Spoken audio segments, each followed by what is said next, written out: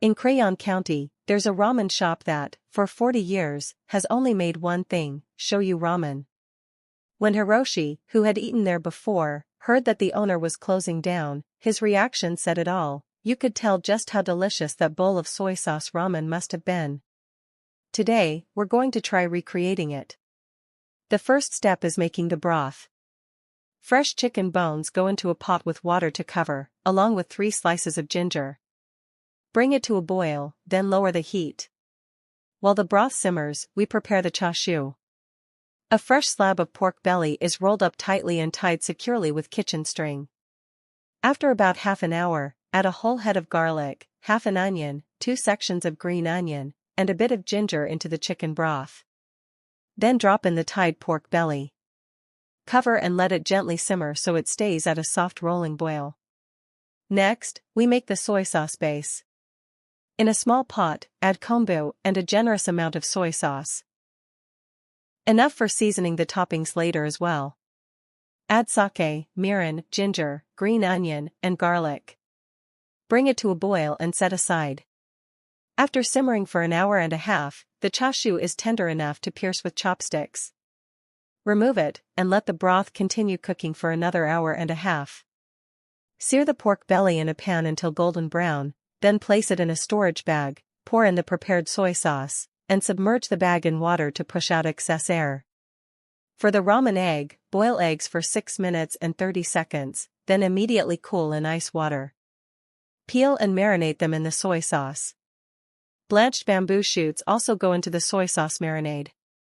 All of these toppings should rest in the fridge for at least 3 hours. Once the broth is done, strain it and refrigerate until cool. Skim off the fat floating on top, leaving a clear, golden soup base. For the fish cake topping, use boneless basa fish fillet cut into chunks. Blend with an egg white, pepper, cornstarch, sake, and salt until smooth. Beat until sticky and elastic, then spread evenly into an oiled mold. Steam for 8 minutes over low heat. Mix the remaining fish paste with a bit of pink food coloring, spread it on top of the steamed base, roll it up using a sushi mat, and secure lightly with string. Don't tie too tight or the paste will squeeze out while steaming. The chashu, after marinating overnight, develops a beautiful caramelized crust. Slice it and sear until both sides are golden. Gently cut the soy-marinated ramen eggs in half. Now for the star, the noodles.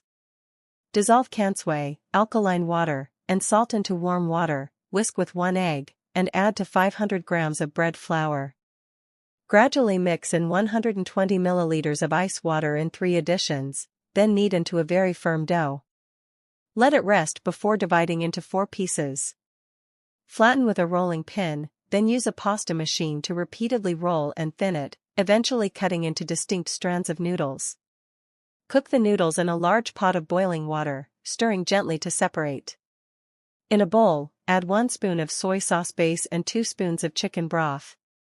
Drain the noodles and place them into the bowl. Now for the assembly, arrange slices of tender chashu, the pink and white fish cake, the halved ramen egg, a bundle of bamboo shoots, and a few sheets of nori around the edge. Finish with a sprinkle of fresh green onions. And there it is, a homemade bowl of authentic-style shoyu ramen, full of color, aroma, and flavor. The taste is happiness itself. The chashu is tender and rich, the fat almost melting in your mouth. A quick slurp of the smooth noodles is irresistible. The fish cake is savory, the bamboo shoots are crisp, the egg white has absorbed the seasoning, and the yolk is luxuriously creamy.